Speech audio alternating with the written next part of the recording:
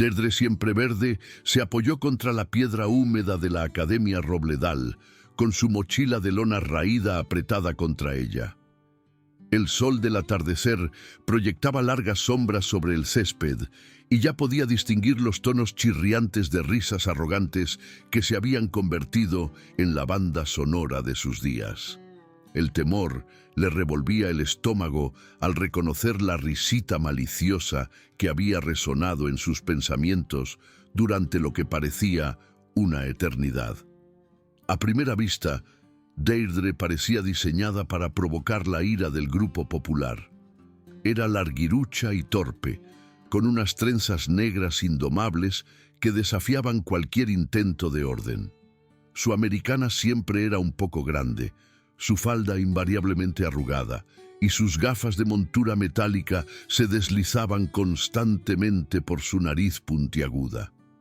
Haciéndola un objetivo aún más obvio, era el hecho de que era una recién llegada a Robledal, habiéndose mudado desde un pueblo apartado en las tierras altas escocesas hace solo un trimestre, cuando su madre aceptó un puesto en la universidad cercana. Desconocido para la mayoría, Deirdre había practicado aikido desde niña. Su madre, una ex policía, la había entrenado en todo, desde llaves de muñeca hasta lanzamientos y puntos de presión. Podía ejecutar un escape de muñeca perfecto, realizar una caída impecable y poseía una velocidad de reacción que haría envidiar a los atletas olímpicos.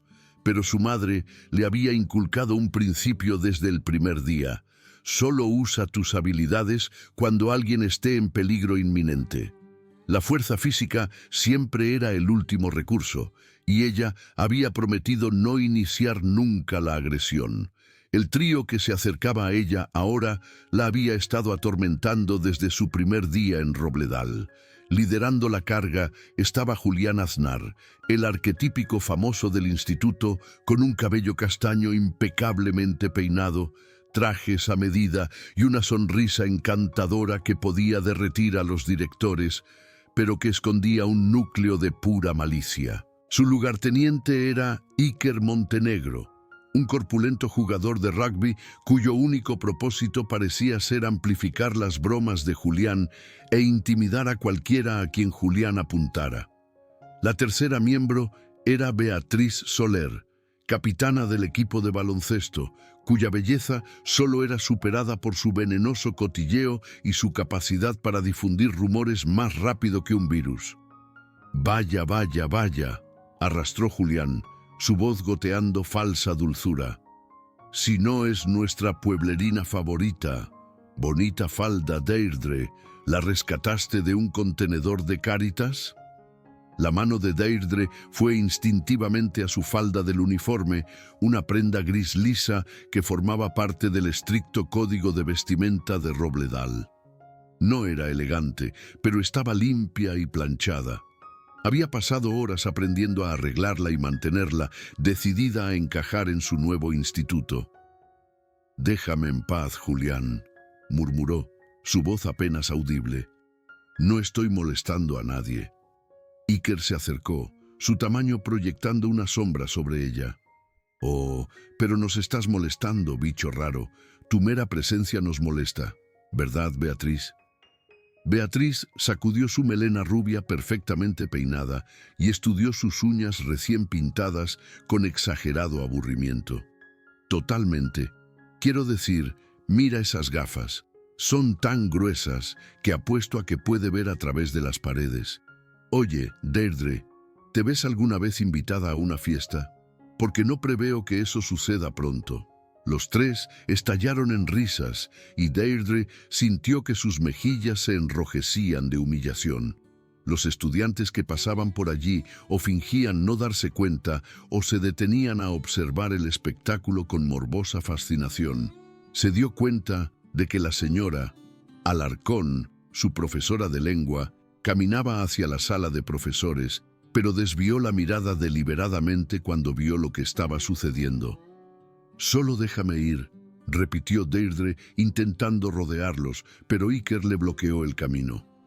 «¿A dónde crees que vas, montañesa? Julián le arrebató la mochila y se la quitó del hombro, haciéndola tropezar. ¿Qué hay aquí? ¿Correo de fans de tus ovejas imaginarias? Antes de que Deirdre pudiera protestar, Julián había abierto la cremallera de su mochila y vaciado su contenido sobre las losas del suelo.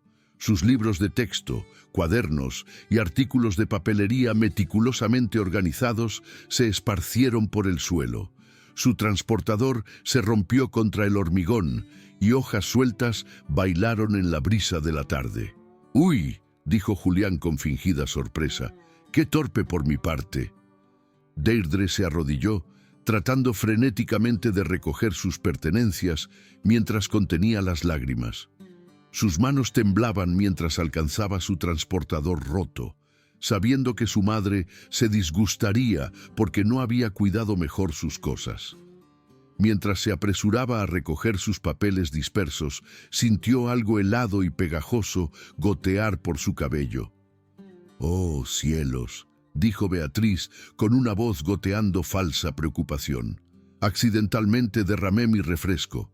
Lo siento mucho, Deirdre. Espero que no arruine tu horrible cabello». La Coca-Cola todavía estaba fría y Deirdre jadeó al sentirla correr por sus trenzas. El líquido marrón se extendió por su cuero cabelludo, creando un desastre pegajoso que sería imposible de ocultar. Podía oler el edulcorante artificial mientras goteaba por su cuello y sabía que tendría que caminar por el instituto durante el resto del día oliendo a la barata soda de Beatriz. «Eres patética», se burló Iker, inclinándose sobre ella mientras continuaba recogiendo sus cosas. «Mírate, arrastrándote por el suelo como una rata. Tal vez eso es lo que eres, solo un roedor sarnoso del quinto pino».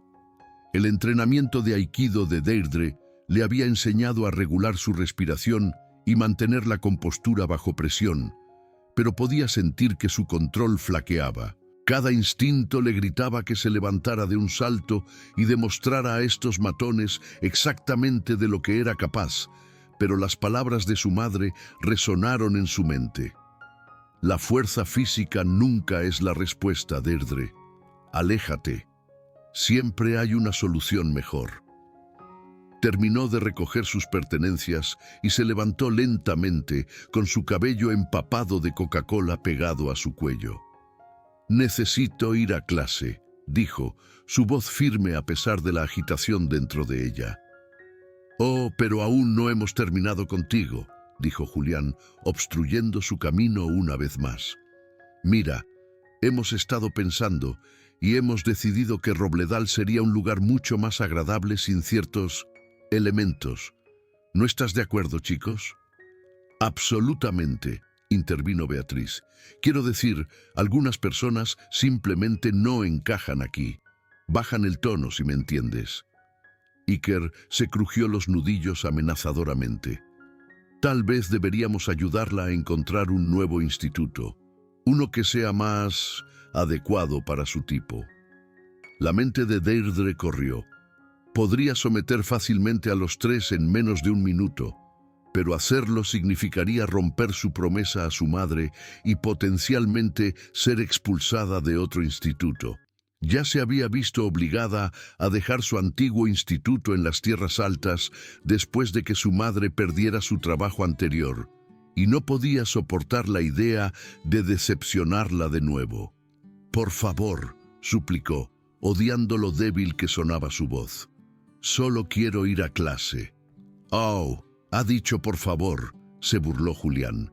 «Qué dulce, pero creo que necesitas aprender algo de respeto primero. En Robledal tenemos ciertas tradiciones, y tú no las estás cumpliendo». Antes de que Deirdre pudiera reaccionar, Julián agarró el colgante que siempre llevaba alrededor de su cuello. Era un regalo de su abuela, un pequeño amuleto de plata con forma de cardo. «¿Qué es esto?», preguntó Julián, examinando el amuleto con desdén. «¿Algún tipo de amuleto de la suerte? ¿Funcionó? Porque no estás teniendo ninguna suerte aquí en Robledal». «Devuélvemelo, Julián», dijo Deirdre, su voz temblando. «Significa mucho para mí». «¿O qué?», se rió Iker. ¿Qué vas a hacer, gafotas? ¿Echarnos un hechizo? Adelante. A ver cuánto les importa a los profesores una don nadie del culo del mundo. Beatriz sacó su teléfono y comenzó a grabar.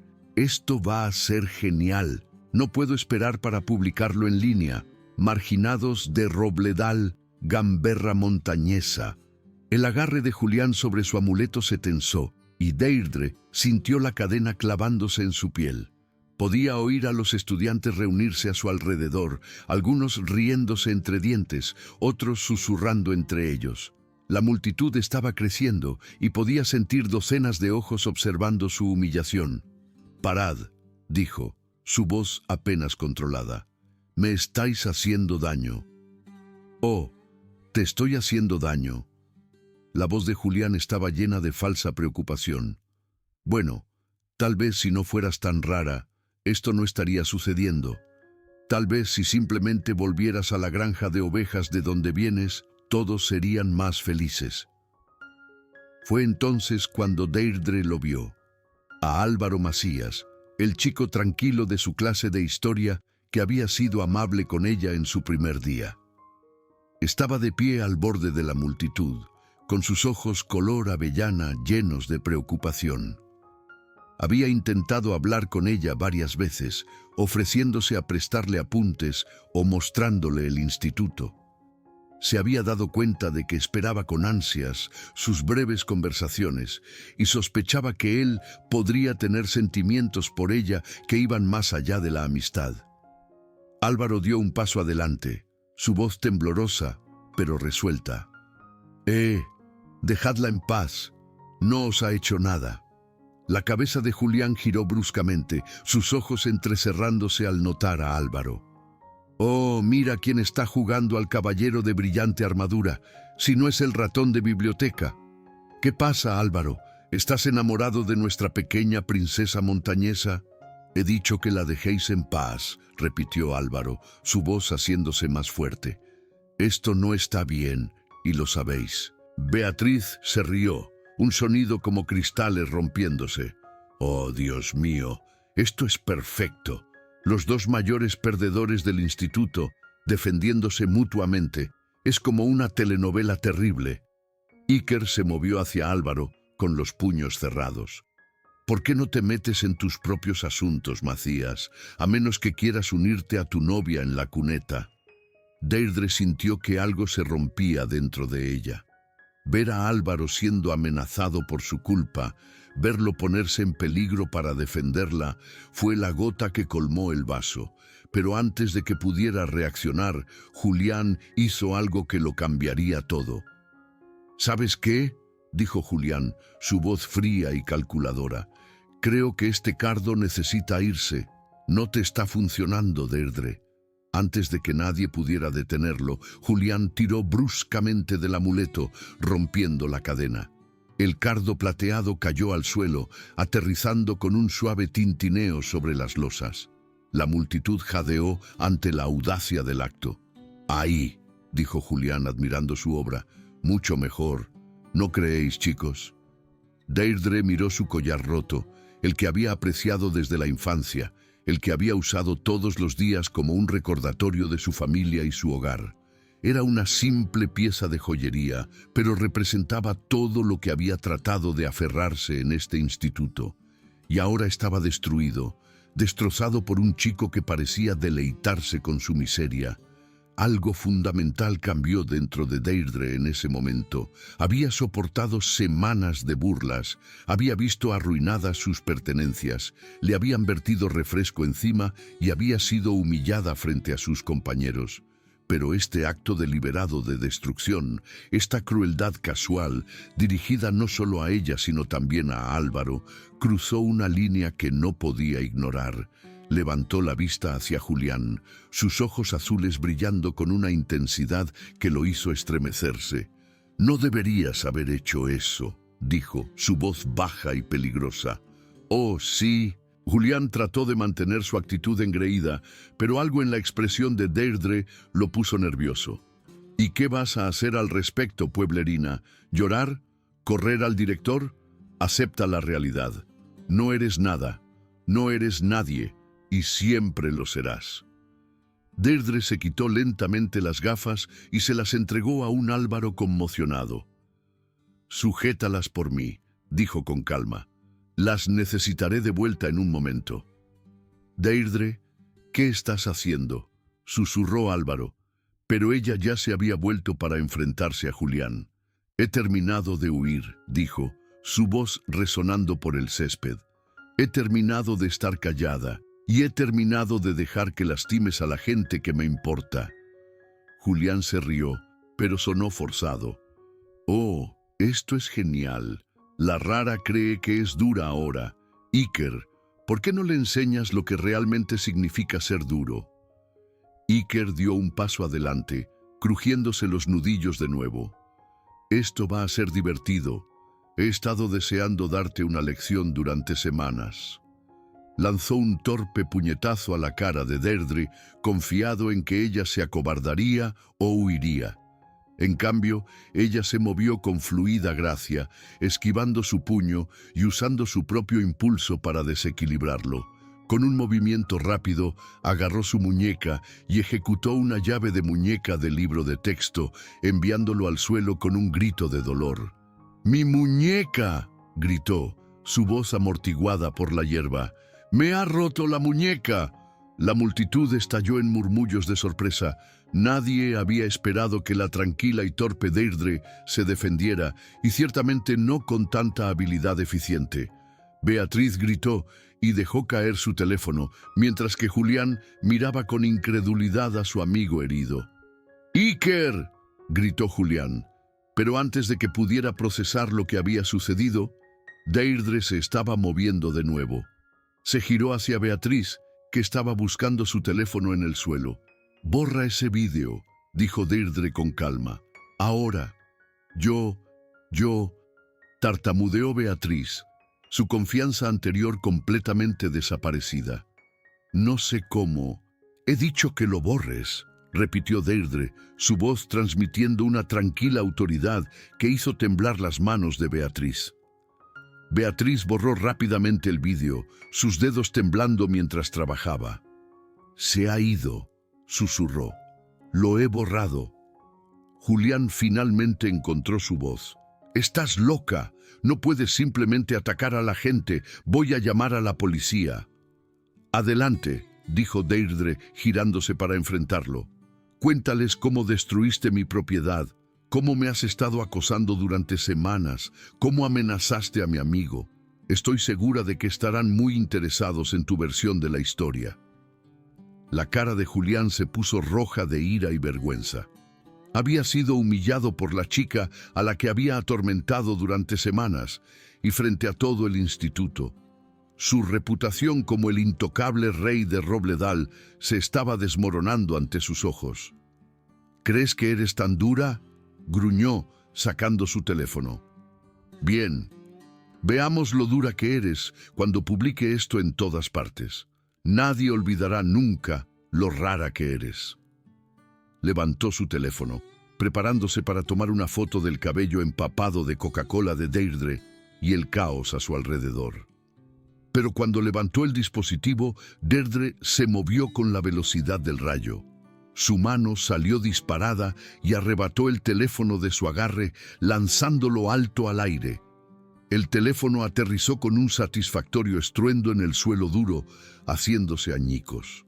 «Uy», dijo Deirdre, haciéndose eco de las palabras anteriores de Julián. «Qué torpe por mi parte». Julián miró los restos rotos de su teléfono, su cara contorsionada de dolor y rabia. «Vas a pagar por esto, bicho raro. No tienes idea de con quién te estás metiendo. Mi padre es un miembro del consejo escolar. Te hará expulsar antes del almuerzo». «Tu padre no está aquí ahora mismo», dijo Deirdre con calma. «Solo estamos tú, yo y la decisión que estás a punto de tomar». Dio un paso más cerca de Julián, quien instintivamente retrocedió. Por primera vez desde que lo había conocido, Deirdre vio miedo en sus ojos. Miedo real, genuino. «Puedes seguir siendo el mismo matón patético que siempre has sido», continuó, su voz resonando por el césped silencioso. Puedes seguir lastimando a la gente porque crees que te hace fuerte, pero en el fondo siempre sabrás que cuando realmente importó, cuando alguien finalmente te hizo frente, no pudiste manejarlo. La mandíbula de Julián se tensó, y Deirdre pudo verlo luchando entre su deseo de salvar la cara y su creciente miedo a lo que ella podría hacer a continuación. «No sabes nada de mí», dijo, pero su voz carecía de su confianza habitual. «Sé lo suficiente», respondió Deirdre. «Sé que eres un cobarde que se mete con la gente que cree que no puede defenderse. Sé que te rodeas de seguidores porque eres demasiado débil para estar solo. Y sé que ahora mismo estás aterrorizado porque te has dado cuenta de que todo tu poder era solo una ilusión». La multitud a su alrededor había crecido, y Deirdre pudo ver que los profesores finalmente comenzaban a darse cuenta de la conmoción. En unos minutos llegarían los adultos y el momento terminaría, pero aún no había terminado. «Esto es lo que va a suceder», dijo, su voz firme y autoritaria. «Me vas a dejar en paz, vas a dejar a Álvaro en paz, vas a dejar a todos en paz, porque ahora sabes lo que sucede cuando empujas demasiado». El rostro de Julián era una máscara de humillación e ira apenas contenida. «Esto no ha terminado», dijo entre dientes. «No puedes proteger a todos, no puedes estar en todas partes». «No necesito estar en todas partes», dijo Deirdre con calma. «La palabra viaja rápido en el instituto. Al final del día, todos sabrán que el gran Julián Aznar fue puesto en su lugar por la chica que pensaba que era débil. ¿De verdad quieres darme otra oportunidad de avergonzarte?» Pudo ver el momento exacto en que el espíritu de Julián se rompió. Sus hombros se hundieron, su postura confiada se desmoronó, y se veía como lo que realmente era, un adolescente asustado que había estado usando la crueldad para enmascarar sus propias inseguridades. «Vamos, Iker», murmuró, ayudando a su amigo herido a ponerse de pie. «Vámonos de aquí». Mientras se alejaban cojeando, con Beatriz siguiéndolos como un cachorro perdido, Deirdre sintió una mano en su hombro. Se giró para ver a Álvaro de pie junto a ella, sosteniendo sus gafas con una mezcla de asombro y admiración en sus ojos. «Eso fue increíble», dijo en voz baja. «No tenía idea de que pudieras hacer eso». Deirdre tomó sus gafas y se las volvió a poner, el peso familiar asentándose en su nariz. «Hay mucho que no sabes de mí», dijo con una pequeña sonrisa, «pero me gustaría cambiar eso si estás interesado». El rostro de Álvaro se iluminó con una sonrisa que hizo que su corazón diera un vuelco. «A mí también me gustaría eso. Tal vez podríamos estudiar juntos alguna vez. Quiero decir, si quieres». «Me encantaría eso», dijo Deirdre, sintiendo una calidez extenderse por su pecho que no tenía nada que ver con la adrenalina de la pelea. Mientras caminaban juntos hacia el edificio del instituto, Deirdre notó cómo la miraban los otros estudiantes. La risa burlona se había ido, reemplazada por algo que nunca había visto antes: respeto. Algunos estudiantes asintieron aprobatoriamente, otros susurraron entre ellos y algunos incluso le sonrieron al pasar. «Deirdre», dijo Álvaro cuando llegaron a la entrada, «¿por qué no te defendiste antes? Quiero decir, obviamente sabías cómo defenderte». Ella hizo una pausa, considerando su pregunta. «Mi madre me enseñó que la fuerza física siempre debe ser el último recurso. Dijo que la verdadera fuerza proviene de saber cuándo no pelear, no de demostrar lo duro que eres». «Entonces, ¿qué cambió?», preguntó Álvaro. Deirdre pensó en el momento en que Julián había roto su collar, en la cruel satisfacción en sus ojos, en la forma en que había amenazado a Álvaro por simplemente tratar de ayudarla. «Me di cuenta de que a veces no hacer nada es solo otra forma de cobardía. A veces tienes que defender lo que es correcto, incluso si da miedo». Mientras entraban al edificio, Deirdre sintió una sensación de liberación que no había experimentado desde que llegó a Robledal. El peso del temor constante se había ido, reemplazado por una tranquila confianza que provenía de saber que podía protegerse a sí misma y a las personas que le importaban. El resto del día transcurrió en una bruma de conversaciones silenciosas y miradas curiosas. Para el almuerzo, la historia de la confrontación de Deirdre con Julián se había extendido por todo el instituto, volviéndose más dramática con cada relato. Algunas versiones la mostraban lanzando a Iker por el césped, otras afirmaban que había escondido estrellas ninja en sus calcetines.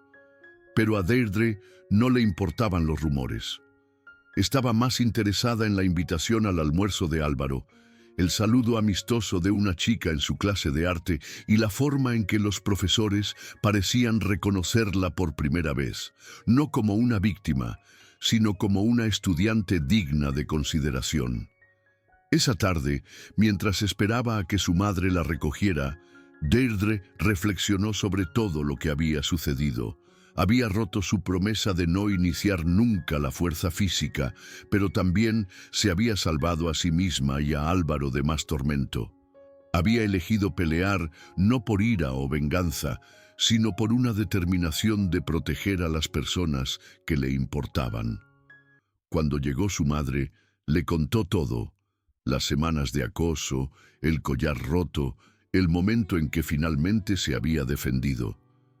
Esperaba que se sintiera decepcionada, que la sermonease sobre la forma adecuada de manejar los desacuerdos. En cambio, escuchó atentamente, su expresión pensativa. Cuando terminó, guardó silencio durante un largo momento. «Estoy orgullosa de ti», dijo finalmente.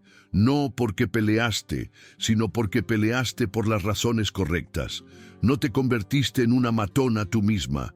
No dejaste que la ira te controlara. Defendiste lo que era correcto y supiste cuándo parar».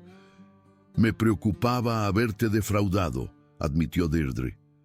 Su madre sonrió, la misma expresión tranquilizadora que la había consolado a través de innumerables miedos infantiles. «Nunca podrías defraudarme, cariño. El hecho de que luchaste con la decisión, de que probaste todos los demás caminos primero, eso me demuestra que entendiste las lecciones que te enseñé. La fuerza física siempre debe ser el último recurso, pero a veces es la única opción». Mientras conducían a casa, Deirdre sintió una sensación de tranquilidad que la invadía. Había aprendido que la fuerza no se trataba de ser la más grande, la más ruidosa o la más popular. Se trataba de saber quién eras, defender lo que era correcto y proteger a las personas que te importaban.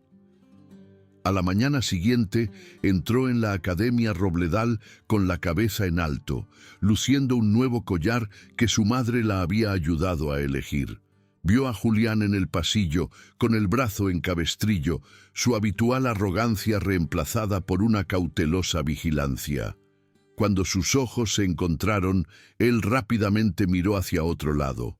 La muñeca de Iker estaba fuertemente vendada y parecía haber desarrollado el hábito de cruzar al otro lado del pasillo cada vez que la veía venir. Beatriz evidentemente había decidido que Deirdre ya no existía, lo cual estaba perfectamente bien para ella. Pero el cambio más significativo fue en cómo la trataban los otros estudiantes. Ya no era invisible, ya no era el objetivo fácil que había sido solo unos días antes. Los estudiantes que habían visto su humillación en silencio, ahora le ofrecían asientos en la biblioteca, la invitaban a unirse a grupos de estudio y la trataban con un respeto que no tenía nada que ver con el miedo.